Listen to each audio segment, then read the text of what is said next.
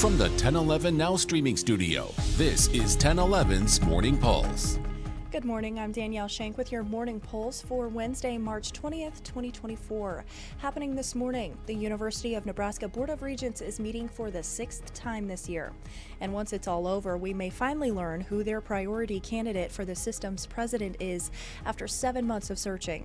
According to the Nebraska Examiner, the board has been at a crossroads between two candidates, UNMC Chancellor Jeffrey Gold and Nebraska Chamber of Commerce President Brian Sloan. Whoever they decide to go with, there will be a 30-day vetting period as that person must visit each campus in the university system. Stick with 1011 News for updates. Authorities continued their search for missing Omaha man Jake Clark yesterday in Genoa. They believe the 37-year-old was near a local church before abandoning his car. A day before disappearing, the Platte County Sheriff's Office stopped him for driving without plates or valid transit tags. The next morning, his car was parked in a traffic lane on a rural road with its lights on, trunk open, the driver's side window broken, and a duffel bag nearby. However, there was no sign of Clark. In the courts, an Omaha man accused of leaving a 1-year-old girl in a daycare van on a hot day, resulting in her death, will go on trial in about 2 months. Police say Ryan Williams, a driver for Kids of the Future Development Center at the time, left Ramaya Worthington in that van after picking her up in August. The heat index that day topped 100 degrees. Williams faces 1 count of child abuse resulting in death, with the trial scheduled to begin May 20th. And in case you missed it, Protect Women and Children Nebraska is drafting a new ballot measure to amend the state's constitution, proposing a ban on abortions after the first trimester, which is around 12 weeks, with exceptions for rape and incest. The final language is still pending.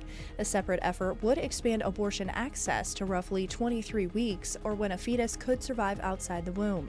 Both initiatives have to collect enough signatures to appear on the November ballot. Switching gears now, in an effort to consistently end Morning Pulse with more positive news, why did the chicken cross the road? I don't know, because this is definitely a turkey. A sheriff's deputy in Florida must not have run afoul of a wild turkey before, because this pesky poultry clearly had him perplexed as he tried to do his job.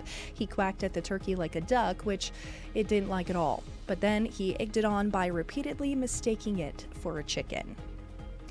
Rounding out your headlines is a check of the 7-day forecast.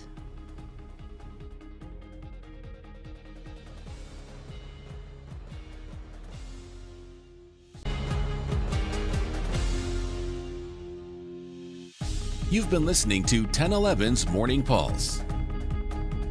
Watch, listen, stream on the 1011 Now app, on YouTube, or wherever you get your podcasts.